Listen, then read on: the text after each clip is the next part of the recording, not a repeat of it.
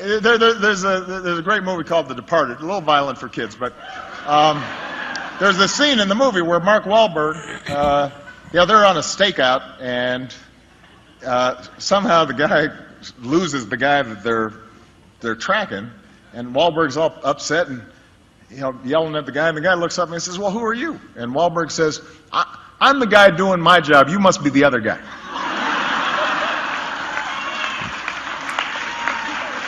Sometimes I feel like saying to these guys, I'm the guy doing my job. You must be the other guy.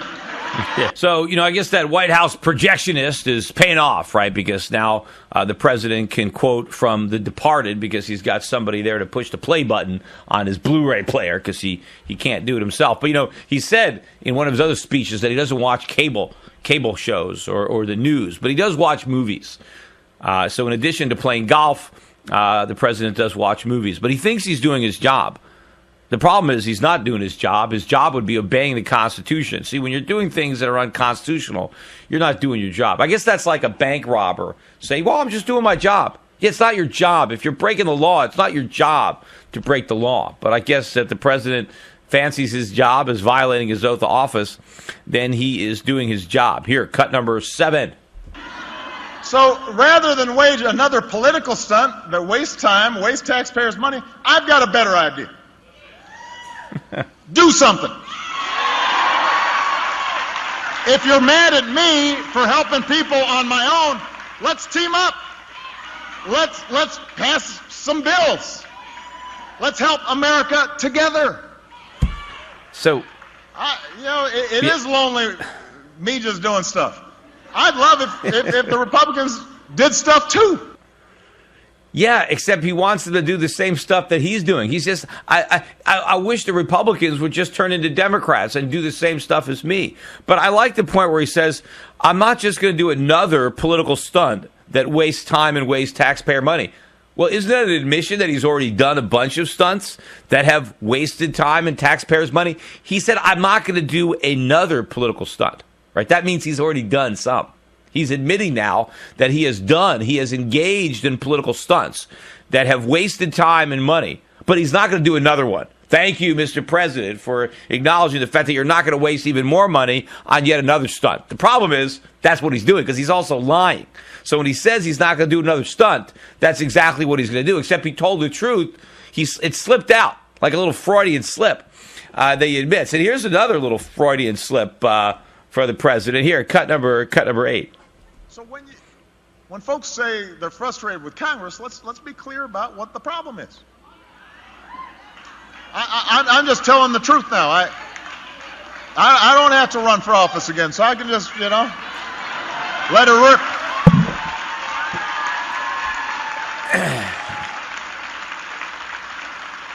And I want to assure you, I'm really not that partisan guy. My favorite president is the first Republican president, a guy named Abraham Lincoln. Yeah, I'm not a partisan guy, but I want all the Republicans to do exactly what I want them to do. I want them to act like Democrats. But that's not the Freudian slip. He said, I'm not running for re-election, so I can be honest. Now, isn't that an admission? Because he was running for re-election before. So if he's saying, hey, I'm not running for re-election, so I can speak honestly, he's admitting that when he was running for re-election, he was not speaking honestly. In other words, he was lying. So he said, look, I may have lied in the past, but that's what I was trying to get reelected. See, now I'm not trying to get reelected, so I have no reason to lie, so I'm telling the truth. Which, of course, is just another lie. But he's admitting basically that he lied, which is really what he's saying here, right? If he's saying he can be honest now because he's not up for reelection, he's admitting that he wasn't honest in the past. Right? That's what he said. He didn't just say, look, I'm always honest. He predicated his honesty on the fact that he's not running for office again, which, again, is an admission that when he was running for office, he was dishonest, which, of course, all politicians running for office are dishonest. The problem is they're dishonest even when they're not running for re-election because they can't help themselves. They're just professional liars. They lie all the time. I mean, it's just, they have a difficulty telling the truth. I mean, they have to go to Liars Anonymous. But it's amazing when he just, they just admit it. I mean, and isn't he reading a prepared speech? I mean, did his speech writers write this stuff? Does anybody even double check this? Because you'd figure you don't want to write it a speech. I mean, maybe he's like, what's the anchor man, right? That he just reads anything that's on the teleprompter. He doesn't even bother to check it out, right? It's a good thing. I guess they're not writing any curse words in there or something like that. But somebody ought to double check this. But it's interesting that the truth will come out if you just listen to it a little bit. And I got a lot more sound from this speech. Let me just see where I want to cut to. Okay, let's cut to number 11. This is a good one. Republicans so far refuse to raise workers' wages. I did what I could. Turns out I'm a pretty big employer. So I said, any federal worker, anybody who works for federal contractors, they're going to have to pay their employees a fair wage of at least $10.10 an hour. And I asked business owners and governors and mayors and state legislators to do what they could on their own. And by the way, since I first asked Congress to raise the minimum wage, 13 states have gone ahead and raised theirs, and those states have seen higher job growth than the states that haven't raised their minimum wage. Oh, he's just making this stuff up. They just raised them. How does he know? These states, a lot of these minimum wage increases just came into effect July 1st, or most of the states that have voted to raise the minimum wage, the higher wages haven't even come into effect yet. So how is he supposed to say that those states are having job growth because they raised the wage when it hadn't even happened yet?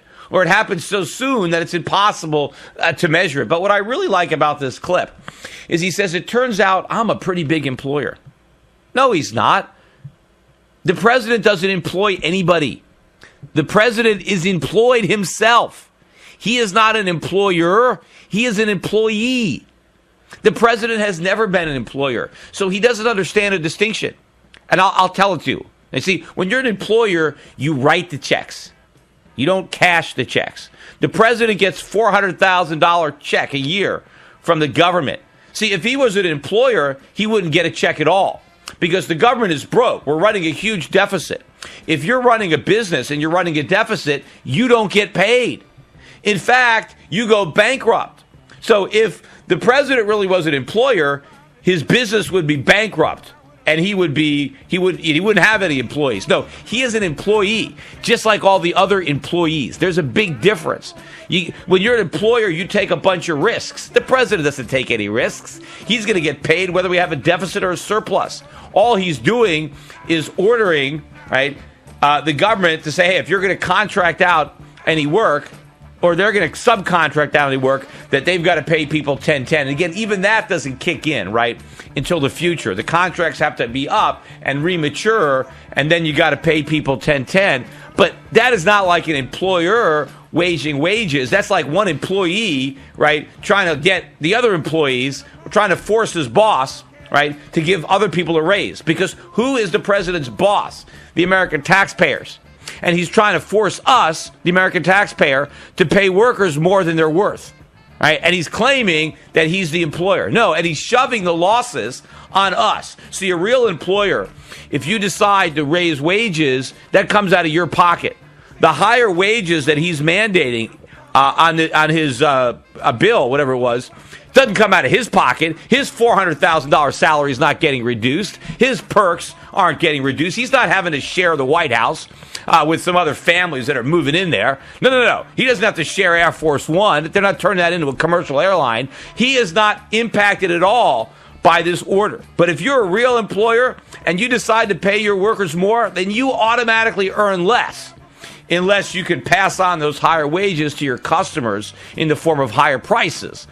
Which, of course, is going to happen. All this stuff is getting passed on to the taxpayer because we're going to have to pay more for government services thanks to our employee, President Obama. But let's continue with some sound clips from this speech. The next one we're going to do is cut number 12. Good. I mean, Republicans in Congress right now have shown over and over they'll do anything to rig the system for those at the top, or to try to score political points on me, even if the obstruction keeps the system rigged against the middle class.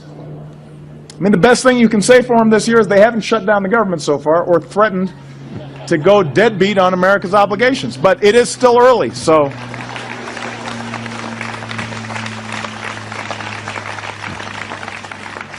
Now, I always have to say this.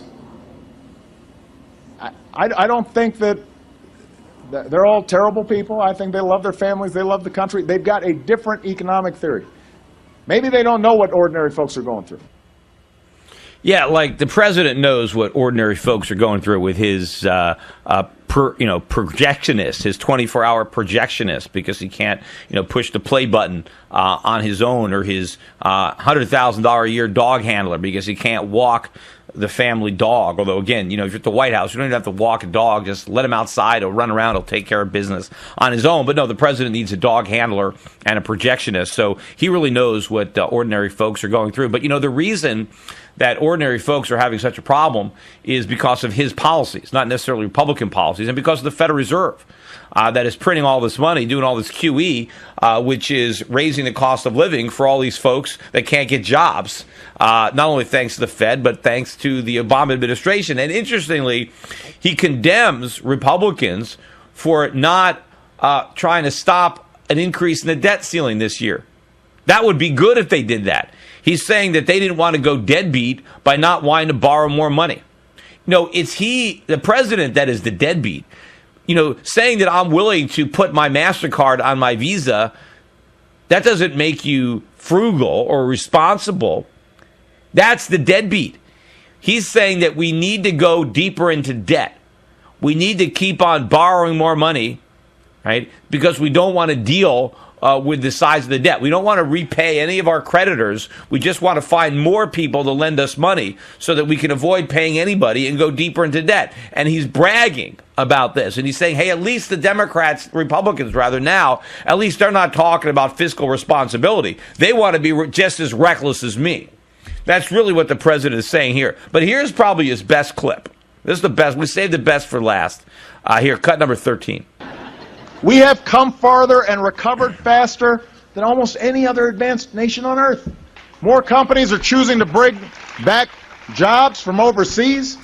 Thanks to our leadership in technology and innovation, for the first time in more than a decade, business leaders around the world have declared China's not number one when it comes to the place to invest. The United States is, and our lead is growing.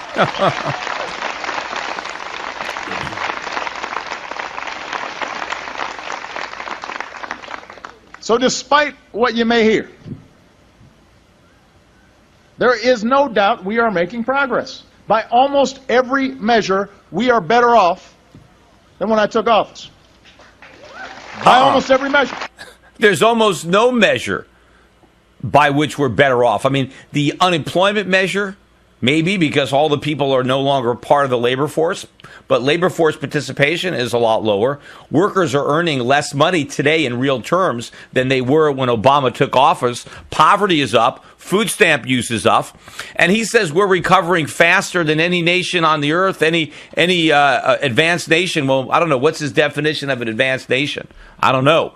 But certainly this is the slowest recovery on record, if you can even call it a recovery. I don't think it's a recovery. I think it's a recession masquerading as a recovery. Whatever recovery people think they see looming there on the horizon is nothing more than a mirage. And when we get there, we're going to realize that we're staring at a mirage. But this whole thing is one lie after another. We're not better off. We're worse off. The president's plans, the president's policies are contributing to the deterioration for the average guy. It's only the rich people. Maybe he hasn't noticed. It's not the middle class and the poor that are benefiting. It's the very rich, what he's accusing the Republicans of doing.